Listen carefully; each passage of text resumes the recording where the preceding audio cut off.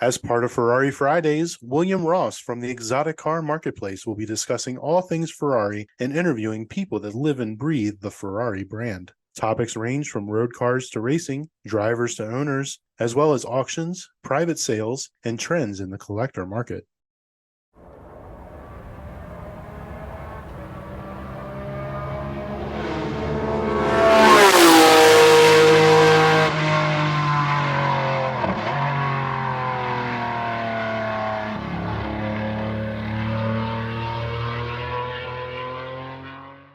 Hello everyone, and welcome back to the Ferrari Marketplace. I'm your host, William Ross, and hope everyone's checking out the Motoring Podcast Network, MPN, and we're adding new things on a regular basis, so a lot of exciting things coming. We got some awesome new shows we're going to be headed our way to be hosted on the site, so be sure to keep checking that out. I'm your host, William Ross, and today for Ferrari Friday, we are going to be talking about Ferrari. The movie, not just Ferrari itself. We're going to be talking about Ferrari, the movie. So I was thinking about, I actually went and saw the movie the first day it came out. Now, I don't know where it releases, whatnot, but up in where I'm at by Cleveland, Ohio, it got released on Christmas Eve. So me and I drug my old man to it to go see it, bought him his ticket to make sure he'd go with me. So I wasn't sitting there like some weirdo by myself, but I wouldn't have cared anyways. But anyway, so I went and saw it for the first showing that they had that day on Christmas Eve, so I could check it out because I was all excited for this movie. And been the year and a half prior to all the behind the scenes stuff I saw, some leaked stuff with shots and everything like that when they're shooting in the square, everything like that. So I was really excited for it, and then kind of the stuff you saw in the build up to it, saying, "Hey, yeah, your tracks are pretty good," everything like that. And spoiler, it was. But again, like I said, I thought about doing it right after I saw it. But then I kind of had a thought like, well, you know what? I don't want to kind of do a spoiler for anybody. I don't want to rain on anybody's parade or anything like that. Just wants to go see it because obviously holidays, Christmas, not everyone, is a nutcase about Ferrari like me is going to run out immediately and go see it. So, like I know my man Eric there, crew chief Eric over at Brake Fix, I know he was trying to see it, but the closest place he could go was like an hour away from where he lived. I am down in Palm Beach right now. Actually, I'm in Lake Worth, Florida right now because I just attended Cavallino that was up at the Breakers Hotel. So, I did a Verbo, stayed in this cool little cottage just in the backyard of some nice cool little house in Lake Worth. If you've ever been down to, I don't know if you've ever been to Lake Worth, the area, but it's a really cool little area, cool little cottages and everything like that. Everything's kind of set up in like a beachy, kind of way. Supposedly, it's got the largest, I guess, collection of all these cottages, like over 1,000 of them that are just kind of lined up and down in this one area. So really cool. And the Verbo was, not that expensive. It was pretty cool. It was pretty cheap, parked right in the back. The one cool thing was, if you check out my videos, take a look at those on YouTube. I hope you've liked and subscribed to my videos and then checked out the YouTube channel, Garage 65 or the Ferrari Marketplace. Garage 65 is two words, garage and the word 60 spelled out, then the number 5. And the reasoning behind that, if I haven't mentioned it before, is because garage, the number 6 and 5, was going to cost an arm and a leg for the website. It was going to be like $3,000 through GoDaddy. Garage 65 with the word 60 spelled out was, $1 for the first year. So do the math. So anyways, getting back to it, like I said, I didn't want to do a rehash or just a review of the movie right off the bat because I wanted everyone to go see it. I wanted everyone to get their own opinion about it, see what their thoughts were, everything, and it's been very positive. But the one thing I really want to stress to everybody, and I posted up some things on LinkedIn and around the thing, just some little brief synopsis. I didn't get into details because I didn't want to kind of spoil it for anybody. But this is not a documentary. This is not factual. This is not trying to tell you exactly how things were in 1957 and the build-up. There's, obviously there's a lot of leeway because it's a movie. It's entertainment. So please remember that. This is not a documentary. This is just for entertainment value. It's just, to go spend a few hours at the movie theater checking it out. That's all I really want to stress to everyone out there. before they go see it. If you haven't seen it already, like I said, I watched it a second time. I downloaded it and watched it on the plane on the flight down here, 3-hour flight. So that killed some time. And I was actually starting, and I was reading the Brock Yates book, the Enzo book. I had already read the other one by Luca. I can't never pronounce his name, but the Italian guy. I read that one prior. And Brock Yates' books kind of got a lot of similarities to it, but obviously it's just a different viewpoint. I think it's a little more to the point and not so, I don't want to say fluffy. Luca's book was, I want to say, was, I don't want to say putting Enzo in a positive light. I don't know how I really want to word it. He wasn't going to be negative, I guess you could say, or just, I guess, say all, I guess you'd say all warts and blisters and everything like that. Where in Brock Yates' books, he's going all warts and blisters, in essence. Not all of them extremely in-depth, but, I mean, he doesn't pull any punches, which is great. So, anyway, back about the movie. Now, as we all know, the movie's based on 1957 and that short period, just a few months of when the Mille Miglia was going to take place. Obviously, actually, the last Mille Miglia to ever take place. If you listen to the last two episodes, myself, John Summers, and crew chief Eric went over these and, kind of got in depth. We did a two-parter because there was a lot to kind of unload and go over. So, but take a listen to those if you like. But again, the movie takes place in that short period in 1957. Obviously, Enzo's getting to that point. Racing's getting a lot more expensive. How familiar you are with his racing background and history in regards to what they competed in, but they competed in everything. Because one of the things that he did to kind of, I guess, augment cash, earnings, is, he got a percentage of the drivers' winnings. So, but he covered, bills and whatnot, got the cars, but he'd also, get a percentage, and sometimes he got, start money, that kind of stuff. But, a big portion of how he made money was through getting winnings from the driver. It could have been anywhere from, 40, 50%, 30%, depending on the driver, obviously to entice them to drive his cars. And they won quite a lot, but, they ran and raced in everything. At that point in time, Formula One, they were doing endurance racing. They were doing hill climbs, And in that period of time, there's probably a race going on in some shape or form every weekend over in Europe because it was just absolutely massive in regards to the popularity of the sport. So, you could go anywhere, just in Italy alone itself, and go and race somewhere pretty much probably every weekend and find an event.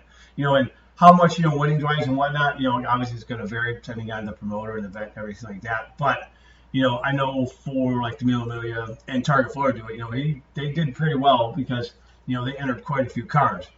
Now, again, go back and listen to the podcast we did covering the Mille Miglia, kind of going over it. But, starting out in the first, obviously pre-war, there wasn't really Scuderia Ferrari technically as Ferrari, the cars.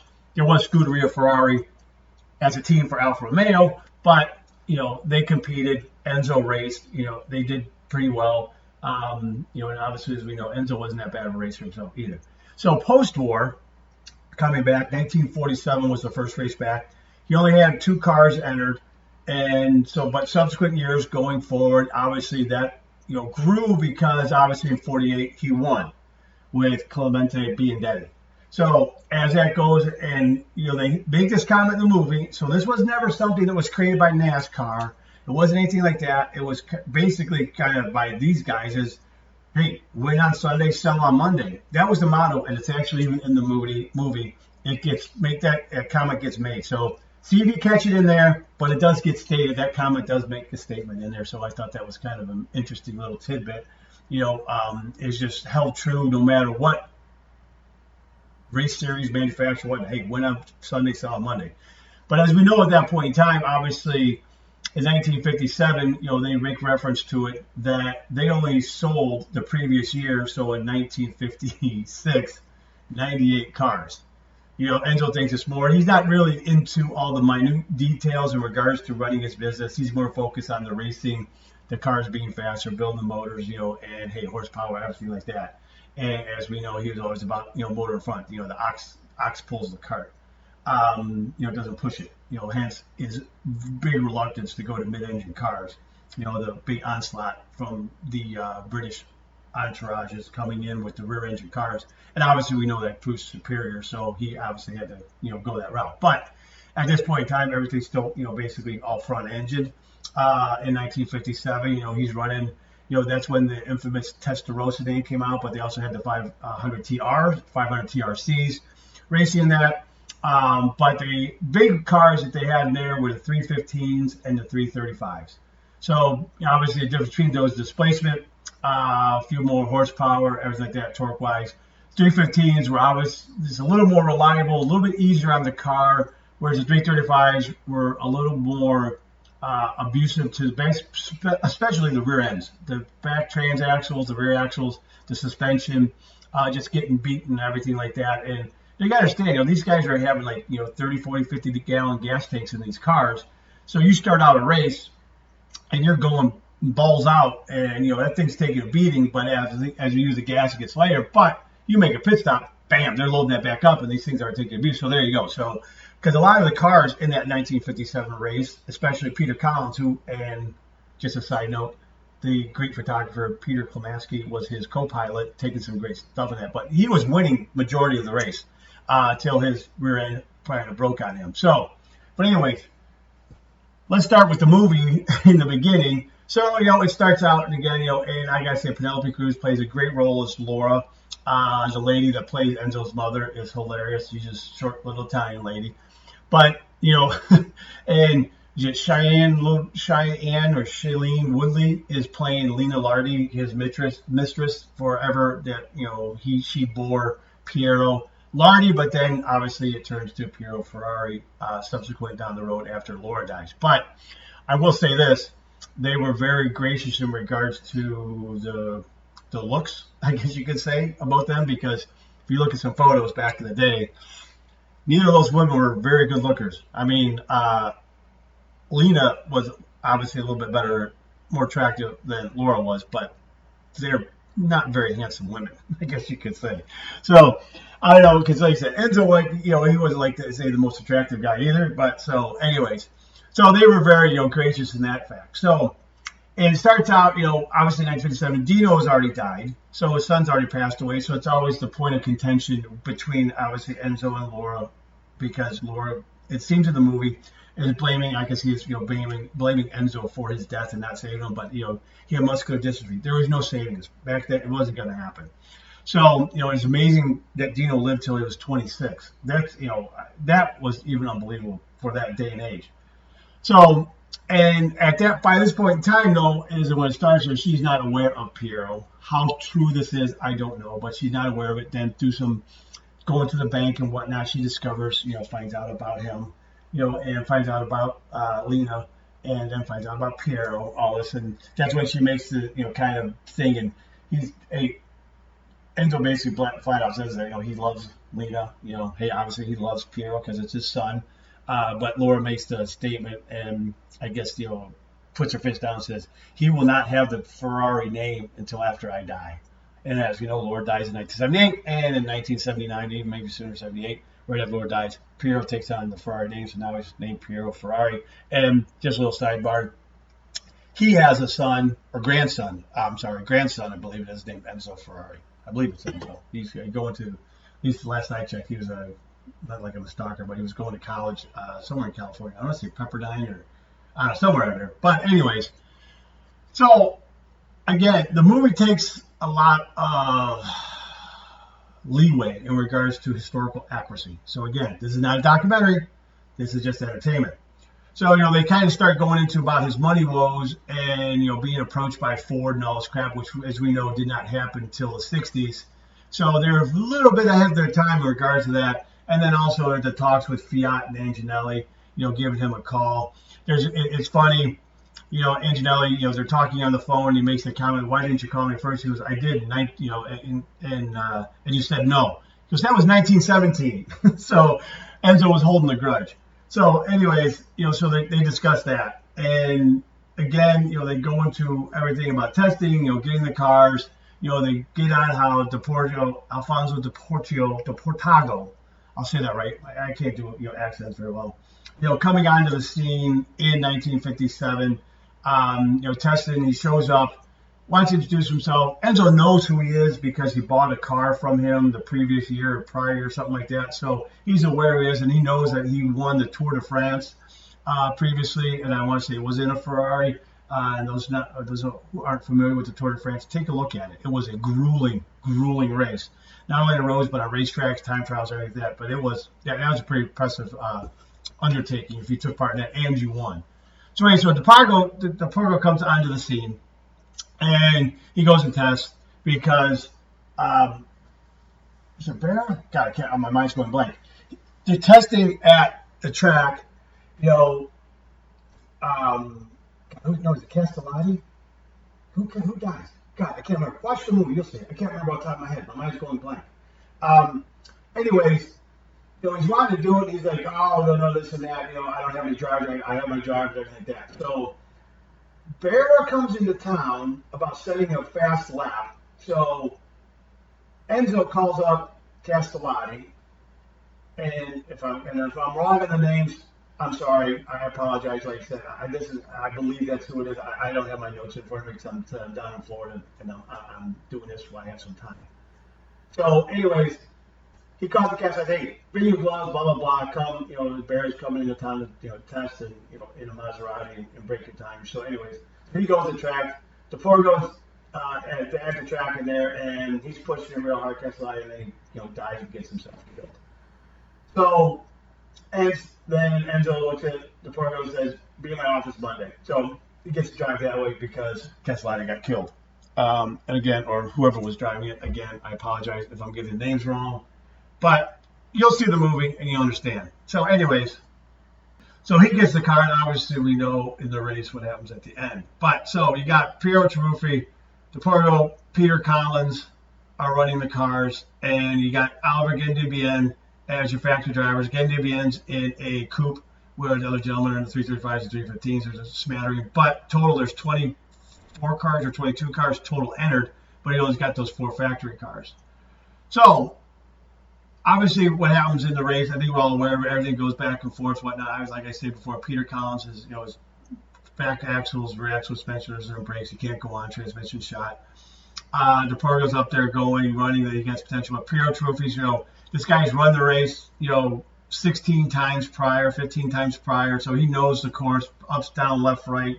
He's got it down pat. So obviously going through the whole race, everything, we get to the end. I think we know what happens because of the accident, and I will say this, it's a pretty brutal, I know it's CGI, but that's pretty brutal how they depict that accident that Depargo gets into and takes out those people. Now, one thing I thought was interesting, I don't know if you ever, I was looking at some of the notes, some interviews with Michael Mann, and supposedly when he went to scout that area where the accident happened, some old man came out and actually asked, hey, what are you doing? And he explained it to him, and he's like, oh, because I was there. He goes, and his brother had died. He actually was one of the kids that was in the farmhouse and picked it or whatever. They came out to watch it. Now, if they were eating dinner, again, how much into it, I don't know, but he got that from this old man. So he put that in there. But the old man said, oh, yeah, that was my brother. Yes, we came out, blah, blah, and then his brother was killed. So I thought that was kind of interesting. So getting it right from the horse's mouth. So that's probably pretty accurate depicting how that was. But again, I can't guarantee it. That's, going from, a director of a movie just trying to sell tickets. So who knows? But anyways, the photography of the movie, the racing's great in it. I don't know how much you've looked into the cars that they were utilizing. Obviously, were not actual, real, legitimate Ferraris. They were recreations done out of this firm out of Italy, and they look phenomenal. I mean, they did a hell of a job building those. If you look into who, Piero Taruffi was Patrick Dempsey, Derek Hill, Phil Hill's son, is in there as well. There's some, names that you should be familiar with that actually portray some of these drivers. So, you have legit guys, running. So, but the race is really good. The engines sound glorious. Like I said, I don't know if that's with the engines they're using or if that was just dubbed in sound. But I must say is they did a phenomenal job. I really, really enjoyed the movie. I thought it was great. And again, I took the fact that it's entertainment. This is not a documentary. I highly recommend you go see it if you haven't. And if you have, if you're like me, I bought it so I can watch it, 10 times over again and again when I get bored. Because I feel it's just that entertaining. Adam Driver, I thought he did a great job as Enzo Ferrari. Obviously, going between how Enzo looks and Adam Driver looks, but I thought he did an excellent job of portraying him. Only things I've ever seen of Enzo, I'm sure the majority of people is, interviews he did or, recordings, not really kind of any personal stuff. So how much that is true in regards to that, don't know. But I thought he did an excellent job. Like I said, Penelope Cruz did a great job as Laura. As we know, she ruled everything with an iron fist. She basically created the mutiny there at Ferrari, where all these higher ups left because they were just sick and tired of all their meddling in everything that was going on. But it seems to be how true it is. Again, if the movie's depicted as accurate, she seemed to kind of have very good control and oversight of what was going on with the finances. So again, I highly recommend seeing it if you have not seen it yet. Leave your comments below. Shoot me an email. Let me know your thoughts. I always like to hear other people's opinion. Like I said, it's not going to be everyone's cup of tea. Everyone's going to find, the nuances, everything. Some things are wrong with it. Everyone wants to nitpick it, but, hey, so be it. You have that right. So, but check out the movie. I highly recommend it. I feel it's, well portrayed. And if you haven't read the books, read both the books, and you'll see that, hey, they're kind of following the book pretty closely. So, which is really nice, because I said Brock Yates is doing an excellent job. I'm about halfway through his book. But, reading the other book, they're both about 800, 900 pages long. So, I mean, they're pretty in-depth in going to it. But the books actually, are starting from basically the beginning of Enzo's, hey, in life and going forward and all the way to the end. So, it really it doesn't encapsulate that whole time period just itself, those 800 pages, but when you get to those points in the book, you're talking about it. The Mille Miglia was extremely, extremely important to Enzo Ferrari, obviously in selling cars. And when history is going forward, as we all know what happens. So, again, I appreciate all you guys listening. I'm William. I'm your host. Like I said, leave some comments below. Shoot me an email, william@theferrarimarketplace.com. And hey, check out the YouTube channels, the Ferrari Marketplace, and also check out Garage 65. Obviously, the Ferrari Marketplace just deals with everything Ferrari. Garage 65, it covers everything. I go over all different types of cars and check out events and everything like that. So take a look at both those and hit the subscribe button on those things to help support the channel. Remember, check out the Motoring Podcast Network. We got a lot of great things coming this year, so we're going to be blowing things up. So hit that like and subscribe button. Keep track. I appreciate everyone listening. And back to you next Friday with talking about Cavallino. Thanks, guys.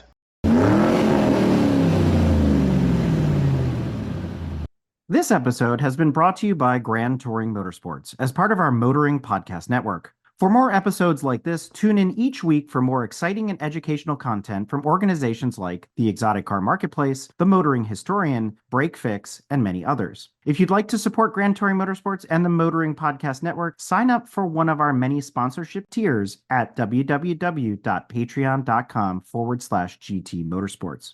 Please note that the content, opinions, and materials presented and expressed in this episode are those of its creator, and this episode has been published with their consent. If you have any inquiries about this program, please contact the creators of this episode via email or social media as mentioned in the episode.